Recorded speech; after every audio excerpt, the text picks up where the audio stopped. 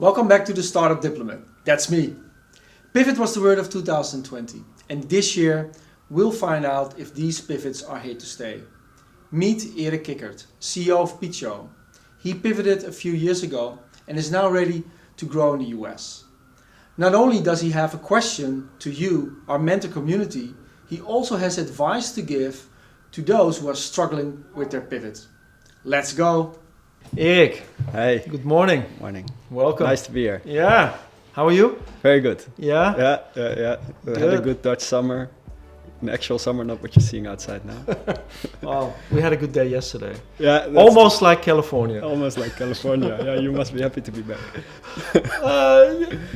Yes and no. Yeah, good. Missed parts of the US, of course, as well. Yeah. Hey, nice to have a chat with you. Talk about the company, your ambitions, your plans in the US.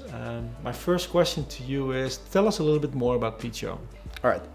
So Peecho has existed for over 10 years now. And the idea behind Peecho is that there's this whole iceberg of content online, beautiful content. Yeah. And it keeps exploding, and all this content that's fantastic is just forgotten a month later because it sort of died down in some algorithm somewhere. Yeah. And Peecho is there to have the content that deserves to be sort of immortal, to get it out of there and make it physical. And we do that in print products, premium print products, and they can be books, they can be wall decor products. Had the really the good stuff. We're not into mouse mats and that type of stuff. Yeah. That's the idea behind Peecho, and the way we do that is that we have a global printer network. Sort of our footprint is the Western world. We have about 40 facilities that we're working with. And those are the really big facilities that normally you don't get into unless you have like a year integration project and hefty monthly commits, etc. We have about 40 of those. Because we're targeting these internet companies whose users are in the US, in Canada, in Germany, in the Netherlands, in Australia, New Zealand, everywhere. So you need to be everywhere because otherwise you're going to ship boxes with the photo book from the US to Australia, which costs you like $40 a box, and it takes a couple of weeks. And People won't do that. yeah, exactly. And we have a bunch of software solutions because we target these platforms and these apps that are doing well, and they have a beautiful travel journal application. But for them to integrate an e-commerce capability to offer a photo book of that travel journal, then it becomes a difficult project because they have been around for a year. So we have a checkout flow that's free to use. We have all kinds of file processing, so the printer gets the files in the specs that they needed to, all kinds of dashboards, payout modules, so that, for example, a platform that has a couple million photographers lets the photographers sell their photography through the platform, and then the photographer makes money on it, the platform makes some money on it, and we obviously offer them the print products for a more than market conform rate. So how has it been, the journey of the company? So the concept is clear. Yeah. Tell us a little bit about the journey. So the company's existed over 10 years. In early days we won a lot of awards, and it went really well. We really focused on what we call the long tail, so the independent publisher of cool content. Yeah. We had a whole marketing team focusing on that, and what we saw, I joined about 3 years ago. I took over the role of the founder. The founding team, brilliant guys, still have a very good. Still involved? Still involved, yeah. Exactly. Both doing other startup adventures at the moment, but still involved. The scalability was difficult with this long tail focus. Yeah. So I joined. What's your background? My background, I once graduated as an aerospace engineer, then did some strategy consulting, and then in the last years was active in setting up 2 sort of boutique consulting firms, always with a sort of a niche on digital and startups. Media focus or? Yeah, no, but really making innovation projects. Yeah. So the last one Nice. was really, we were sort of launching startups for big corporate clients. Venture building. Yeah, exactly. Really liked it. At some point thought I really like it, but maybe not so much the corporate client. And and that's when Peecho came along. I think, Eric, what is interesting is that, okay, there's a crisis all around us and lots of businesses are being hurt.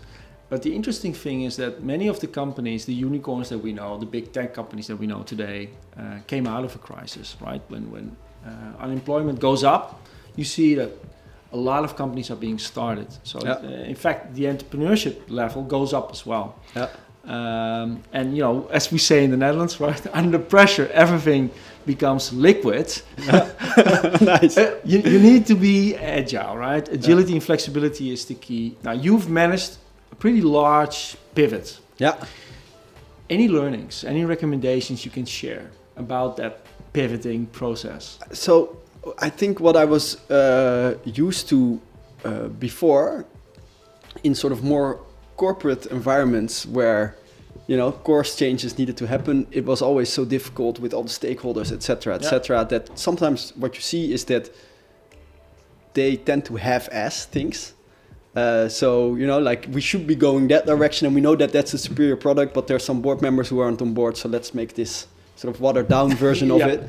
The pressure that's on a startup or a scale up, it needs to go well, so you always put all your money on red.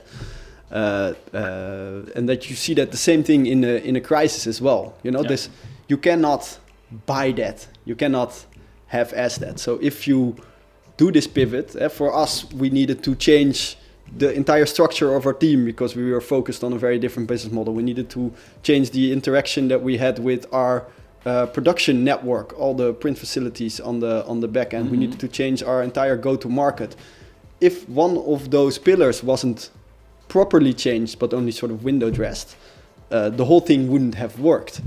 And I think that on sort of a gut level, and you need to really lean in, and I think you need to know sort of this is good enough and accept this. So execute fully on that strategy. Exactly. Don't water down. Yeah. Exactly. You can't window dress these things, and the same thing you see that now in this crisis. Why are these tech companies thriving through this crisis?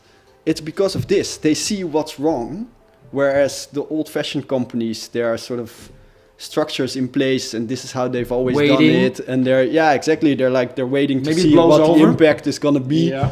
While these technology companies are like, this is what's wrong with this industry. Yeah. And in a crisis, it's obviously even more apparent what's wrong in an industry. So for these technology companies, that gut feel level that they're already operating from is even amplified, I think. And that's why these are the ones that during this crisis times are, they come to life even more, and they feel like they need to step it up even more. And it's the same thing for us, even more now. Peecho is based on flexibility. We only print copies of one. Everything is based on no inventory and doing it local. And even in a crisis time like now, that becomes even more relevant than thinking you can do it the old-fashioned way and just have sort of an inventory in some warehouse sitting somewhere that obviously now, if demand drops, you're not going to ever sell it anymore. So I think on a sort of a gut feel level, the tech companies understand that they become even more relevant during times of uncertainty. Good. Yeah. Thanks. Thank you. Nice Eric, interview. very inspiring. Thanks for inviting me over. Again, love to be part of this, to help you guys. Would be nice. And I'm really proud that you're part of Holland in the Valley as well. Me too. Very nice to meet you. Cheers. Eric is an experienced and successful entrepreneur with a global business. Yet, he could still use good advice from others. So let me know if you can help him grow. And I see you in the next episode of the Startup Diplomat. Cheers!